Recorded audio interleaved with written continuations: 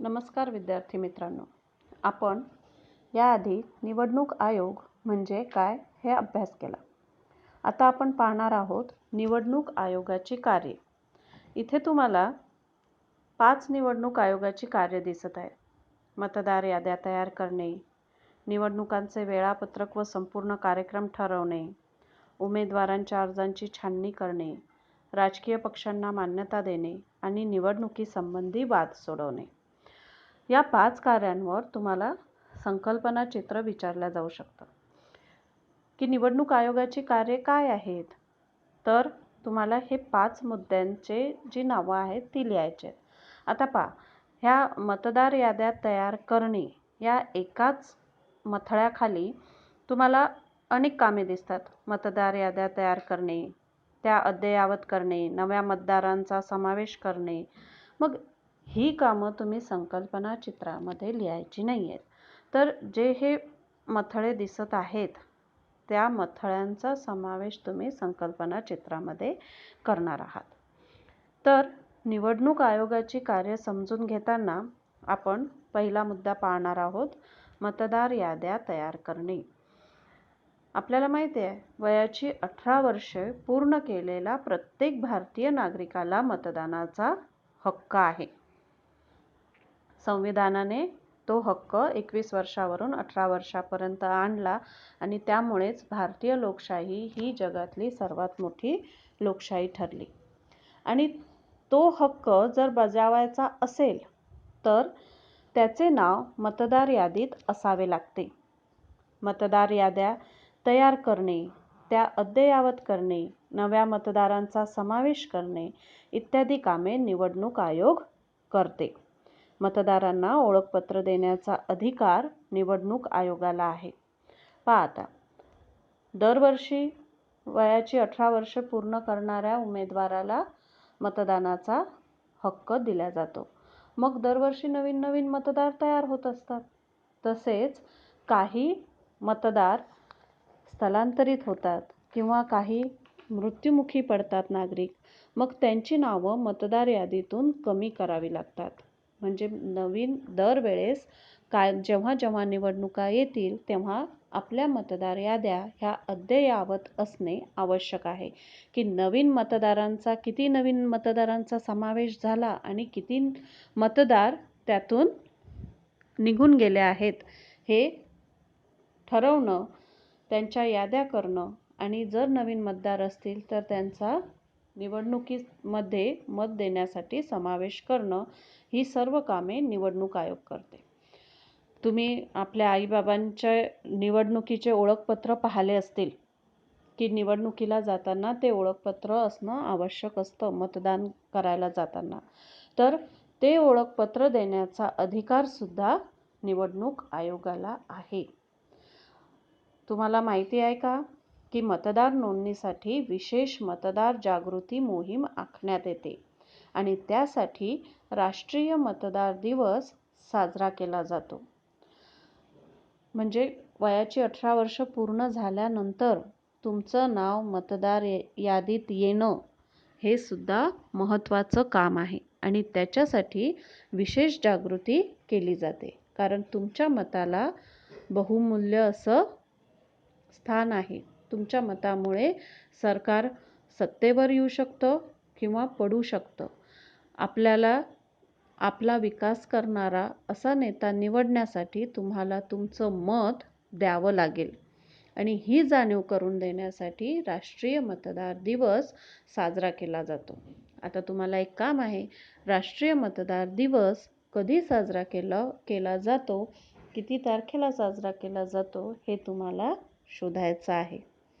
त्यानंतर पुढचं काम आहे निवडणुकांचे वेळापत्रक व संपूर्ण कार्यक्रम ठरवणे.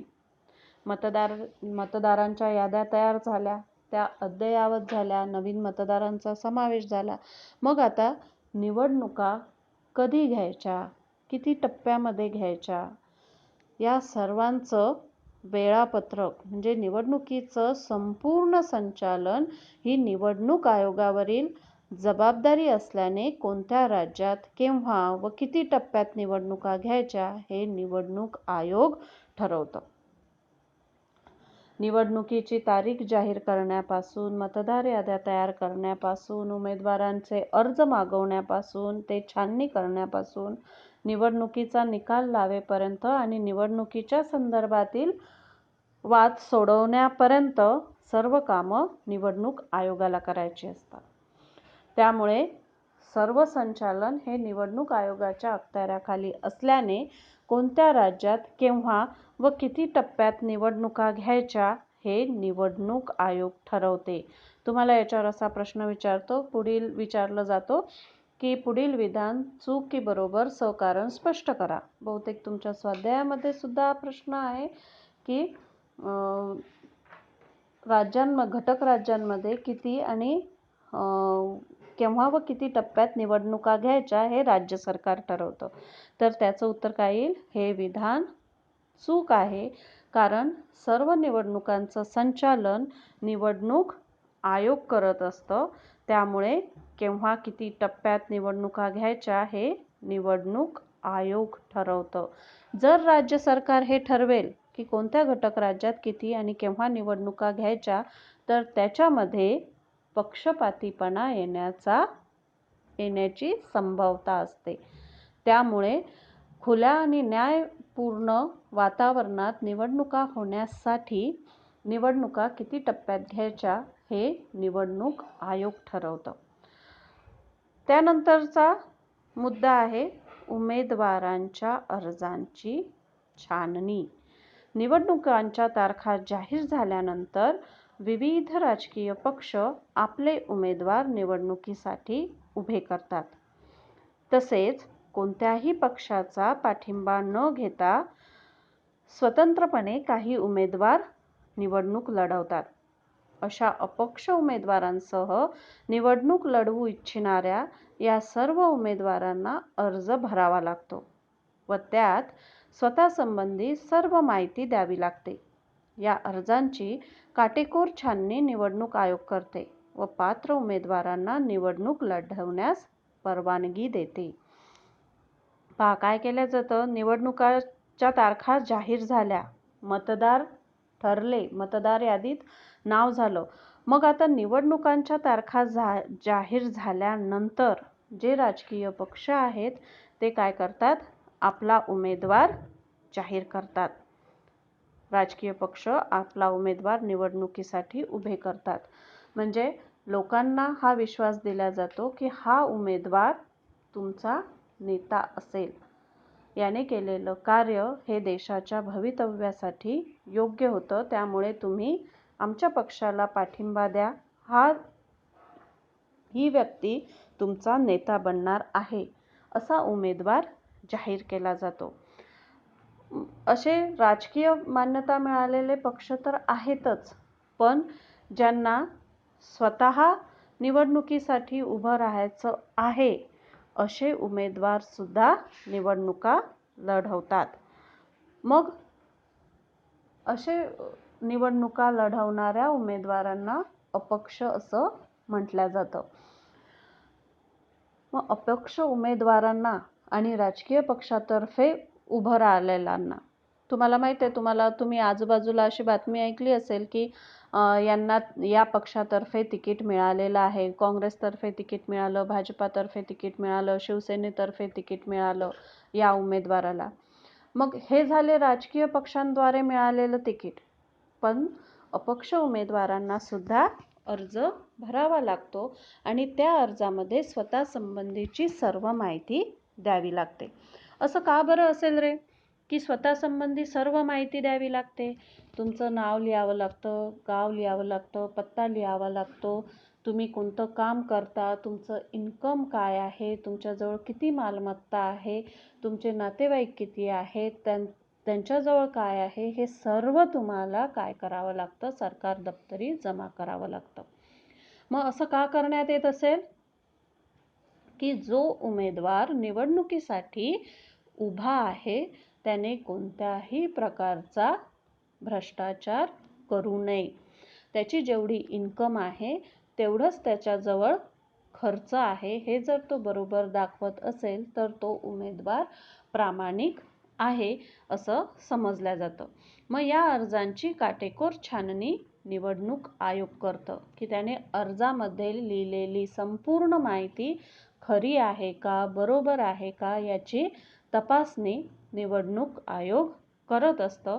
आणि जर ती माहिती खरी असेल, उमेदवार निवडणुकीसाठी योग्य असेल तर पात्र उमेदवारांना निवडणूक लढवण्यास निवडणूक आयोग परवानगी देतं. म्हणजे निवडणूक तो भारताचा नागरिक असावा, जर घटक राज्यांमध्ये निवडणूक होत असेल तर तो त्या घटक राज्याचा रहिवासी असावा, त्याने इतके वर्ष वास्तव्य केलेलं असावं, तसंच त्याने जनतेच्या कल्याणासाठी कामं केलेली असावी, त्याच्यावर कोणत्याही प्रकारचा गुन्हा दाखल नसावा, यासारख्या पात्रतेच्या अटी निवडणूक आयोग ठरवत असतं. म्हणजे जर त्याचा इन्कम सोर्स कमी असेल आणि त्याच्याजवळची जर मालमत्ता जास्त प्रमाणात दिसत असेल, याचा अर्थ त्याने काळाबाजारी केलेली आहे, भ्रष्टाचार केलेला आहे, तो टॅक्स भरत नसेल, यासारखे सुद्धा प्रश्न उपस्थित राहू शकतात. मग असा उमेदवार निवडणूक लढवण्यास योग्य की अयोग्य हे ठरवण्याचा अधिकार निवडणूक आयोगाला असतो. त्यानंतर निवडणूक आयोगाचं पुढचं कार्य म्हणजे राजकीय पक्षांना मान्यता देणे. आपल्याला माहिती आहे की आपल्या देशामध्ये बहुपक्ष पद्धती आहे, तसेच नवनवे पक्ष निर्माण होतात. मग पक्षांमध्ये फूट पडून नवे पक्ष अस्तित्वात येतात. पहा आता मागे काँग्रेसमध्ये फूट पडली आणि कोणता पक्ष निर्माण झाला? बरोबर, राष्ट्रवादी काँग्रेस पक्ष. मग अशा पद्धतीने पक्षांमध्ये फूट पडून नवे पक्ष अस्तित्वात येत असतात. मग अशा सर्व पक्षांना निवडणूक आयोगाची मान्यता आवश्यक असते.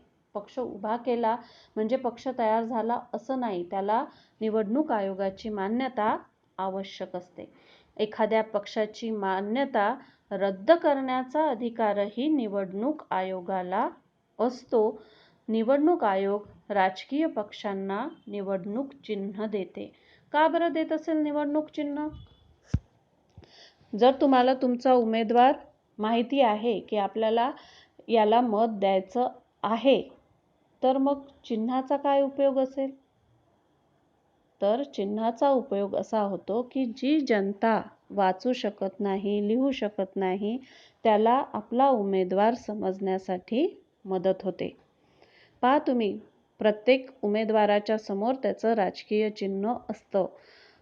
भाजप म्हटलं की कमळ येतो, काँग्रेस म्हटलं की पंजा येतो, शिवसेना म्हटलं की धनुष्यबाण येतो. म्हणजे त्यांना राजकीय चिन्ह दिलेलं असतं. तसंच जे उमेदवार अपक्ष म्हणून उभे राहतात, त्यांना सुद्धा राजकीय चिन्ह दिलं जातं. मग तुम्ही त्या बॅलेट पेपरमध्ये वेगवेगळे चिन्ह पाहता, हत्ती, झाडू, सायकल, पंती. आपापल्या पक्षाच्या कार्यपद्धतीनुसार त्यांनी निवडणूक चिन्हासाठी अर्ज केलेला असतो आणि निवडणूक आयोग त्या पक्षांना चिन्ह देत असते. त्यानंतर निवडणुकीसंबंधी वाद सोडवणे. मतदार झाले, उमेदवार झाले, चिन्ह देऊन झाले, मग काही वेळेला मग आता निकाल जाहीर करणं. आणि निकाल जाहीर करताना निवडणुकीसंबंधी जर काही वाद निर्माण झाला तर ते सोडवण्याची जबाबदारी निवडणूक आयोगावर असते.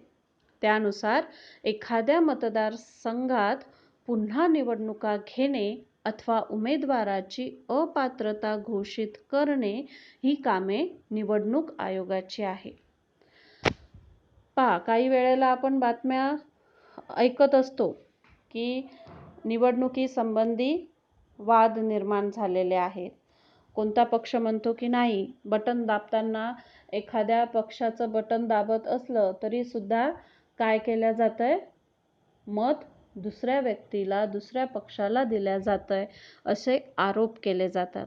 जर अगदी काही मतांच्या फरकाने जर एखादा पक्ष, एखादा उमेदवार मागे पडत असेल तर पुन्हा तिथं फेर मतमोजणी करायची का? किंवा उमेदवार अपात्र असेल तर ते घोषित करणे, किंवा तिथं जर काही घोटाळा झाला असेल तर तिथं पुन्हा निवडणुका घेणे, यासारखे सर्व कामं निवडणूक आयोगाची आहेत. त्या संबंधितील सर्व अधिकार निवडणूक आयोगाला आहेत. मग अशा प्रकारे निवडणूक आयोग मतदार याद्या तयार करण्यापासून निवडणुकीसंबंधी वाद सोडवण्यापर्यंत सर्व जबाबदाऱ्या योग्य प्रकारे पार पाडत असते.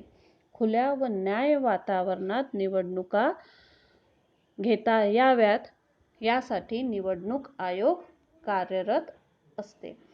आता आपण इथं थांबू.